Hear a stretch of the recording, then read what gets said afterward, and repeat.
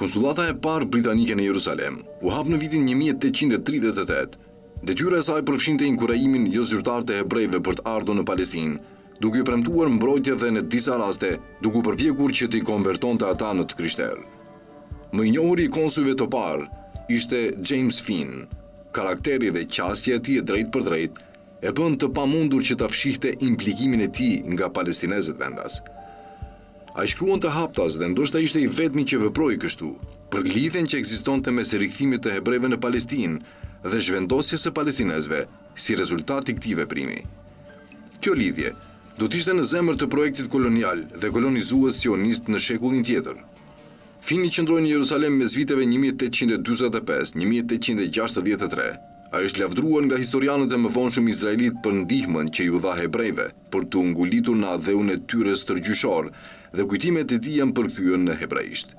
Ai nuk është vetmja figurë historike që shfaqet në panteonin e një kombi dhe në galerinë e maskareve të kombit tjetër.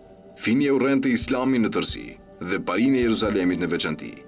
Ai nuk mësoi kurrë të fliste arabisht dhe komunikonte nëpërmjet një përkthyesi, gjë që nuk bëri asgjë për të zbutur marrëdhëniet e tij me popullsinë vendase palestineze.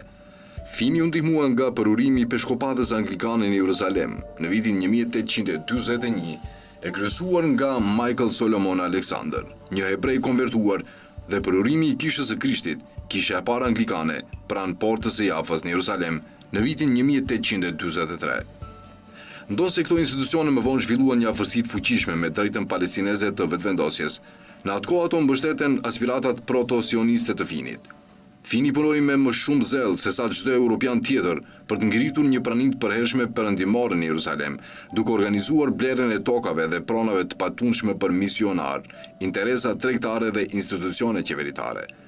Një fill i rëndësishëm që lidh këto sythe të ershme sioniste të krishtera, kryesisht britanike, me sionizmin, ishte lëvizja gjermane e tempullarëve të devotshëm, të njohur më vonë si tempullarët, aktive në Palestinë nga vitet 1860 deri në shpërthimin e luftës së parë botërore. Kjo lëvizje doli nga lëvizja luterane në Gjermani, që u përhap kudo në botë, duke përfshirë Amerikën e Veriut, ku ndikimi i saj në fazën e hershme të kolonizimit ndjehet edhe sot e kësaj dite. Interesi i saj për Palestinën evoloi rreth viteve 1860. Dy klerik gjerman, Christoph Hoffmann dhe Georg David Hardegg, themeluan në vitin 1861 shoqërinë e Tempullit. Ata kishin lidhje të forta me lëvizjen e të devotshmeve të Württemburgut, Gjermani, por zhvilluan idetë e tyre se si mund të avanconin versionin e tyre të krishterimit. Për ta, rindërtimi i një tempulli hebrej në Jeruzalem ishte një hap thelbësor në planin hyjnor për shlyerjen dhe faljen e mëkateve. Që është më e rëndësishme, ata ishin të bindur se nëse vetë ata do të nguliteshin në Palestinë, kjo gjë do shkaktonte ardhjen e dytë të Mesisë.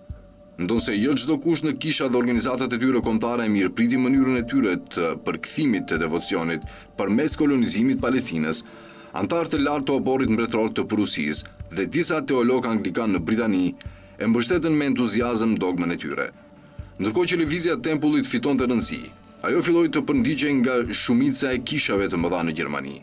Por ata i lëvizën idetë e tyre në një skenë më praktike dhe u ngulitën në Palestinë, duke luftuar gjatë rrugës me njëri tjetrin si dhe duke shtuar antar të ri.